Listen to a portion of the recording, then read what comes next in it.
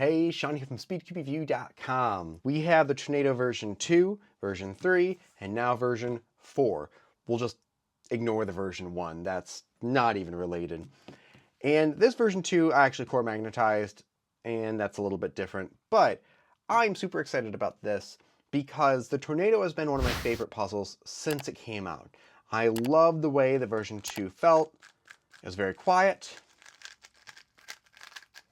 It was quite stable. The tensioning system was fantastic, and the size was wonderful. The version 3 was a little bit larger, almost more of a standard 55 millimeter, and the tension system was improved with a dial you can just turn, and it had core magnets. So let's check out the version 4. First off, I heard this, a center cap with no logo. That is important because blind solving, you can't have a logo. Even if you can't feel it, you can't have a logo, the bag is the same. And because puzzles are being UV coated now, the logo's under the UV coating and you just can't wipe it away or sand it off without really messing with the puzzle. Cleaning cloth, I think I heard there's a Rue one in here, which is really cool. We'll check out those things later. Let's go straight to this. Case feels a bit different. This is very sturdy feeling. How do I open this? Okay. Oh, they're just magnets. Wow. Okay, that is very sturdy feeling. Might be different once I take this plastic off. Looking at it just next to my version 3.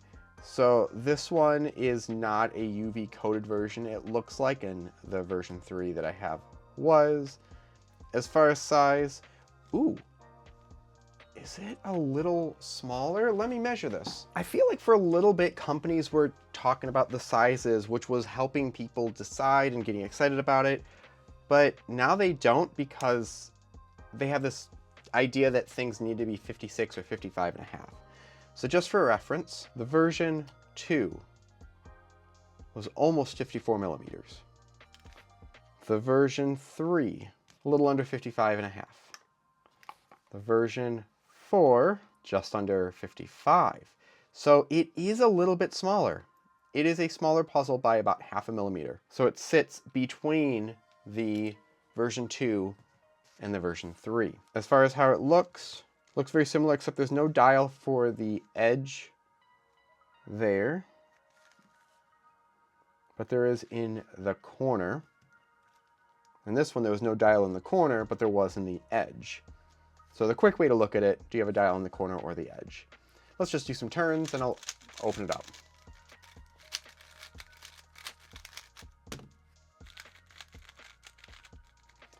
Well, this one I've lubricated, so it's hard to really tell, but it feels a little bit lighter, a little bit more hollow inside. Not extremely so, but compared to the version 2. Let's just take a cap off. This looks near identical. Right now we are set to 3 and 3, and you can adjust the tensions by turning clockwise or counterclockwise. Can I take an edge out? I can. No edge magnets. But we do have corner magnets and a core, and I've heard the core is a bit more reinforced. So if anyone had an issue with things breaking, that should alleviate that. This looks near identical there. As far as edges, that looks similar. Looks a little more slimmed down over here, just barely. I don't even know if that would even show up in the camera, but I feel like it might also just be the color, because this is a slightly darker plastic, but this does look just a little thinner to me. Not sure if it actually is, but it's very close if it is. Okay, let's do a solve, and then I'm going to turn it on the highest tensions, loosest tensions, see what's different with it. So let's just do a hand scramble here. No lubrication. Quite fast. Don't really think I need to check speed or corner cutting since most cubes are too fast out of the box. And corner cutting is fine and also could be restricted and work even better. Okay, try to look around the camera as best I can.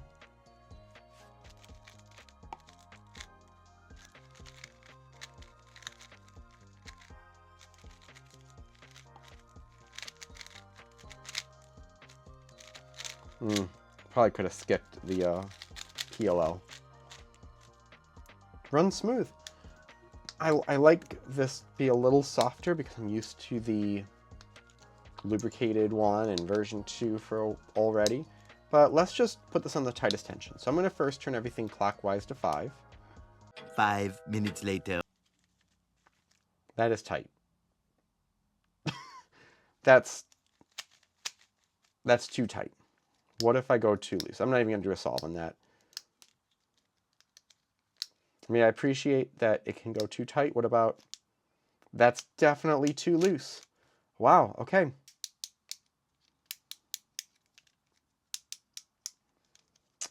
Perfect. Let's do a solve there. Then it just, nope, not going to do that. Let's put the unmarked cap on, as if I'm doing blind solving. But people have been asking a lot of companies for that. And from what I've heard, companies were replying with like, you know, no, people like the logos. They want the logos. And they can contact us and we'll send them out a stickerless one, or a logoless one. That feels a nice in-between. Okay, actually, let's just tighten the magnets all the way. They give you a screwdriver. And I think I heard if you just adjust one side, it'll do all of it because it's actually controlling the corner core. Yep, that is true. So you can adjust the entire magnetic feel of the puzzle with 8 turns. This feels very clicky too. Ooh, that's quite strong. Like, I don't really need to slow it down with lubrication now already. On a side note, while you're still here, if you haven't subscribed or liked, do all that stuff, I'm starting to do a lot more video things, so feel free to request songs or things that I could do with the mosaic. So I have a reason to put that together now. Okay. Yeah, this feels nice. I think I missed a good winter variation there. Okay. Or not winter variation, but an OLL skip. That was fantastic. That was great. I'm not going to lighten the magnets. That was really good. They felt neutral before, so I'm very surprised with only 5 adjustments of the turning and 5 magnets that you can get a wide range of things. That was always a sort of a complaint of mine when we started going from what we had before with screw adjustments, not really magnet adjustments, is that you had like unlimited options, and when you restricted them, you either had like all too loose or all really too tight, but it was possible. We have a good range now. And this is the maglev version from what I've been told. So we have a magnet underneath there, I believe, unless I'm mistaken on that, but I believe that's correct. I'm going to lubricate it just a little bit. Some jack-o'-lantern lubrication. This is an older bottle. And this is going to be mainly just to soften up the feeling of it. I don't think it's necessary with all the adjustments we have. I got a pretty good controllable feeling out of it, but just to soften it up. Oh, that's so much quieter.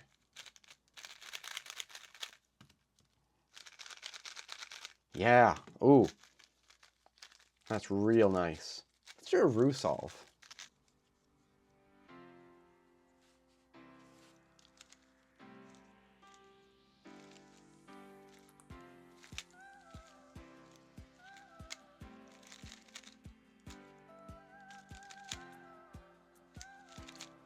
Oh, that was the wrong alg. There we go. Okay, so this is a true upgrade. There's a lot of times new puzzles come out and it feels like it might be very different, or it's just the same, but I don't know, they slapped down a different logo or something like that. This feels like a true upgrade where it's, although I loved the size of the V2, to be realistic, other people did not. It was a bit too small. I felt like this was too big, so I'm glad there's something in between. It's just under 55 millimeters, and it's in between the V2 and V3, so that's great. Besides coming with the other logo, which will be great for people who do blind, I would use this for my blind cube. I don't have to switch out to some old puzzle that I don't actually like to use. I could just use this. As far as the lightness of it and the feeling of it, it's very reminiscent of the version 3. There's not a huge jump from there, and if I wasn't told what was what and I was just given this, I would assume it's a V3. Maybe be a little confused by the half a millimeter difference, which you can feel if you have not really used a lot of puzzles. It doesn't look that different, and it's very hard to tell, but when you're solving it, it makes a big difference. Magnet design, I never had a magnet capsule fall inside, but this is definitely a nice change, and you can feel a distinctive difference each time. There's not really any major negative here that I can find. I would say this is what a good middle of the road, not that sounds bad, but neutral. It's not too large if you don't like 56 millimeter puzzles like GAN ones. It's not, you don't have to, I don't think, risk ever feeling too small. It doesn't feel too light, it just works. This will be the one that I'll be using for a long while. I can tell I really enjoy it. It's if you like the version 3, get it. If you're happy with the version 3, I mean, there's probably nothing extraordinary with it, but I've heard they've strengthened the core, they've strengthened the turning dial, so you don't have to worry about issues with that. But other than that, yeah, I think this is what I'm getting at with it. It doesn't feel like they're playing the market. It doesn't feel like they're trying to oversaturate it with like 10 different versions. It doesn't feel like they're just releasing another version because, I don't know, it's time to release another version. It feels like a good upgrade. It feels like something that is in line with what they've done before, with upgrades. Which way does it go? It goes that way. With enough changes to warrant a new model. So thank you, QiYi, for sending this over. I know SpeedCube Shop already has a video on it, so I'm guessing it's available there. If not, I'll have a link to it. I'll have a link to SpeedCube Shop anyways, because you can use discount code SCR to save at checkout. Thank you very much for watching. Let me know anything about this or anything in the future as far as music, things like that, because that's what this channel is turning into. I've always had fun with it, and that's just where my brain's going now. Thank you very much for watching. Hit like, subscribe for more content like this in the future. As always, keep following SpeedCube Review for more news and reviews.